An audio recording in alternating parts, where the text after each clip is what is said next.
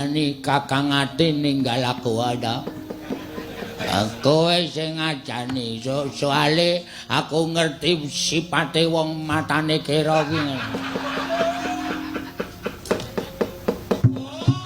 Lho Semar Endo masalah. Lunga sithik. Mboten nggih, sumpah mboten. Mripat wira kompak kok. Apa meneh atimu kon kompak karo cangkemmu. Nek nganti ngajari Kakang Ati ninggal aku titenono wak cokot. Waduh. Mboten. Sapa sing ngajani? Sing bisik-bisik wau Petruk. Ngono kowe minggat Petruk kon maju. Truk. Timbali Satpol PP. Gareng yo isa-isane nibake perkara ning aku to yo. Petruk kowe sing ngajani Kakang Ati. Mboten, malah kula wau ngelingke Kakang Ati. Kakang Ati ndasmu njebluk kuwi. Sing entuk nyeluk Kakang Ati ki mung aku, kowe aja melu Kakang Ati. Anu Ndara Sumantri. Kula wau den mesakake ngrayi. Terus Ndara Sumantri, Petruk, aku kudu tega karo adiku yen ora ngono ora bakal ditampa dadi Nayaka Maespati. Yakin sumpah. Kowe wani sumpah? Wani. Nek nganti ngapusi kowe kere selawase urip. Ora usah sumpah wis kere. Kok dadak kere selawase urip ora. Nan la sing aja-aja sapa sing mboten seneng kali sampean niku. Mboten seneng kali sampean. Engkon maju rene. Gong, timbali Ndara. Kang apa? Entuk sangu. Gareng entuk sangu, aku entuk sangu. Kari kowe. Piye, Mas? Mbok cangkeme basa. Apik aku karo kowe. Kok kon basa? Apik aku dengkulmu melacat.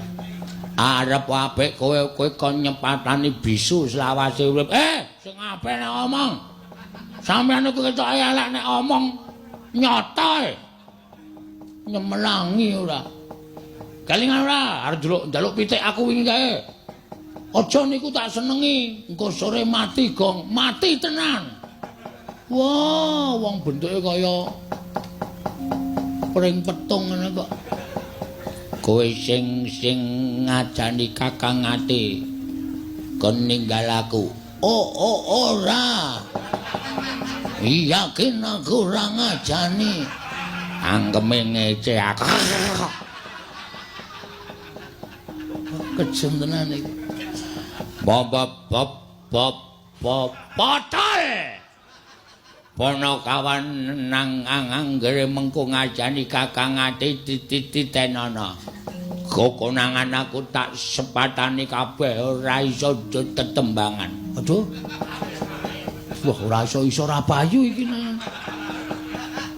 Titenono wis kono nusula gareng karo Petruk. Aku sing tak curigai kowe sing tersangkane. Tunggu pembalasanku. Kirei ngece kowe ya. Gimana?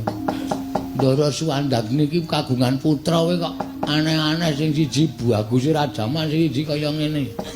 Ane kowe ya wis pesti kok. Ora rasane aku ndandang kono kowe minggat kono aku tak nusul Kakang Ati ge. Ku anggere akon Kakang Ati ninggal aku titenono. Kakang Ati kakangku sing detak tresnani aku ning Dirgandara ya Kang nek ana apa-apa batina jenenge adimu Suka Sarana aku mesti teka Kang mesti teka.